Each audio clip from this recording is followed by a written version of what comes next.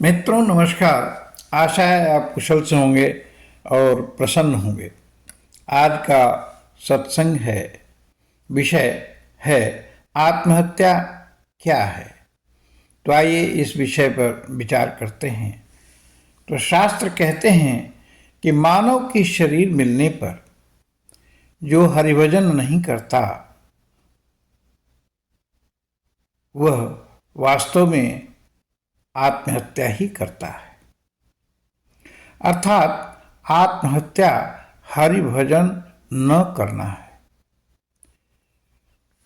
आगे सत्संग कहता है कि सत्संग से क्या मिलता है।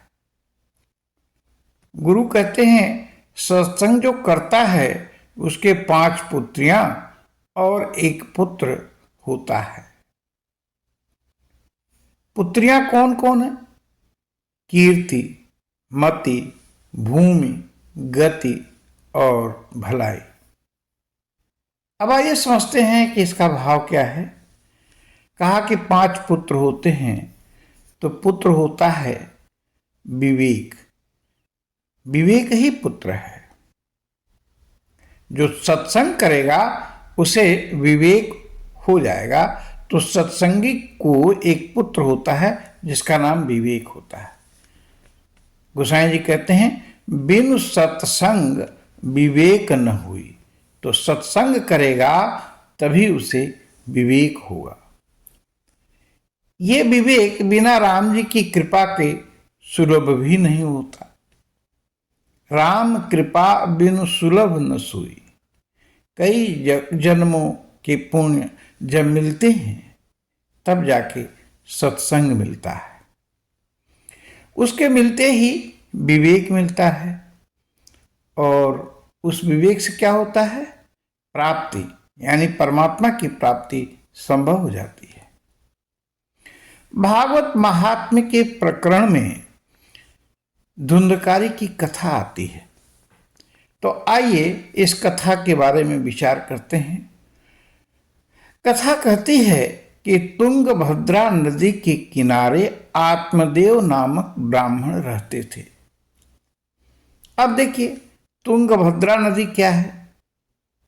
तो तुंग अर्थात जल्दी से, आप भद्रा माने कल्याण करा सके जो, दोनों को मिला दीजिए तो मानव की ये शरीर ही है जो व्यक्ति को साधन भजन में लगाकर उसका कल्याण करती है। आत्मदेव ब्राह्मण की बात, आत्मदेव ब्राह्मण कौन है? वह यह जीव है जो शरीर में रहता है।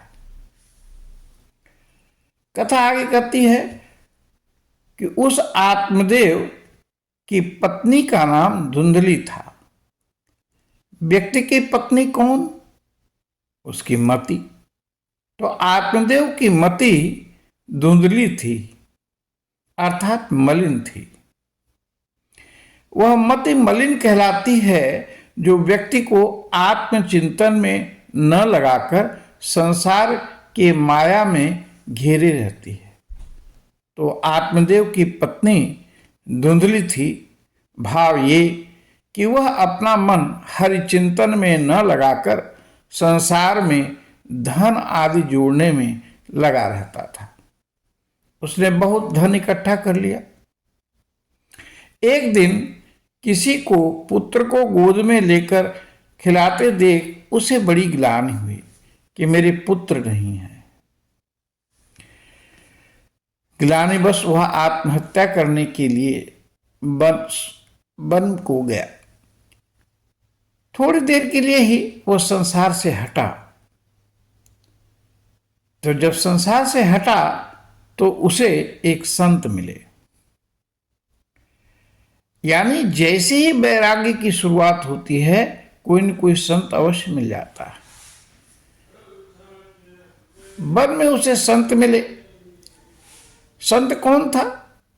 संत के अर्थ क्या होते हैं? संत में साधन अंत, अर्थात जो समस्या का अंत कर दे वह संत है। तो संत ने कहा, हे ब्राह्मण, क्यों रो रहे हो? क्या कष्ट है? मैं संत हूं, शायद मैं तुम्हारी समस्या का निदान कर सकूं।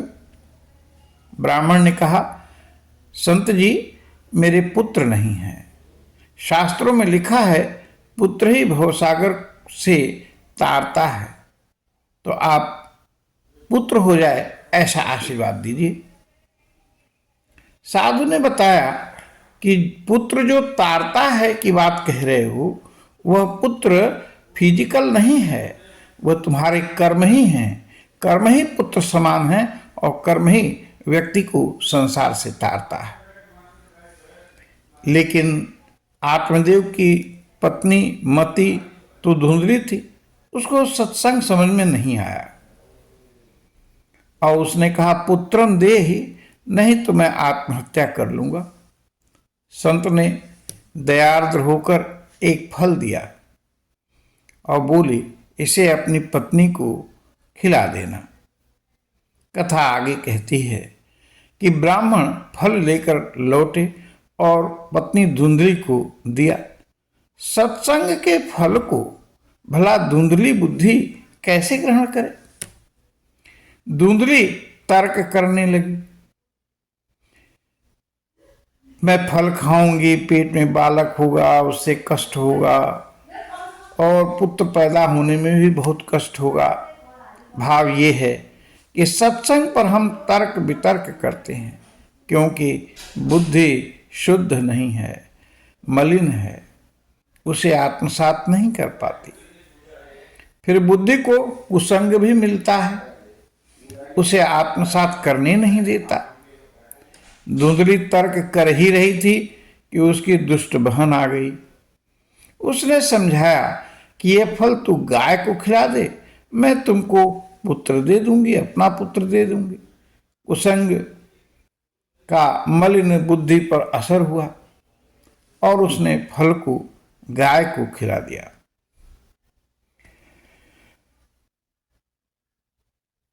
तो बहन के पुत्र को जो धुंधली ने लिया, उस पुत्र का नाम उसने धुंधकारी रखा।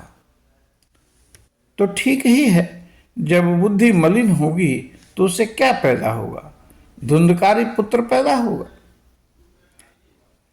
उधर गाय को गोकर्ण अर्थात विवेकी पुत्र उत्पन्न हुआ। तो भाव यह है कि पशु जैसा मूर्ख भी यदि सत्संग का फल पा जाए तो उसे विवेक हो जाता है, गोकर्ण जैसा पुत्र उत्पन्न हो जाता है।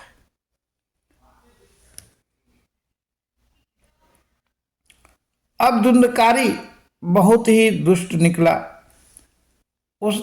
उसने 5 वेश्याएं रख ली। ये 5 वेश्याएं कौन हैं? इंद्रियों के 5 विषय ही वास्तव में वे 5 वेश्याएं हैं। अमूल्य धन क्या है? यह मानव शरीर और समय अमूल्य है, जिसे धुंधकारी ने अपनी इंद्रियों की संतुष्टि में लगा दिया। तो इसलिए कहते हैं, संत पगे पगे और परमात्मा युगे युगे। तो संत की जरूरत तो हर पग पर होती है, हर क्षण है। संत ही सद्मार्ग को बतलाते हैं और राम जी की कृपा जब हो जाती है तो मति शुद्ध हो जाती है, सद्मार्ग पर हम चल पड़ते हैं। राम जी भी वन गमन में संतों से मार्ग पूछते हैं। मोह ही सकल व्याधिन कर मूला। मोह जो होता है सारी व्याधियों का जड़ होता है। और तेहिते पुण्य उपजहि बहुसूला। और उस अविवेक से अनेकों प्रकार के कष्ट शूल उत्पन्न हो जाते हैं। तो हम अपनी वाणी को यहीं विश्राम देते हैं। आप सभी को बहुत बहुत धन्यवाद, प्रणाम। आइए भगवान का नाम लेते हैं। हरि ओम तत्सत, हरि ओम तत्सत, हरि ओम तत्सत।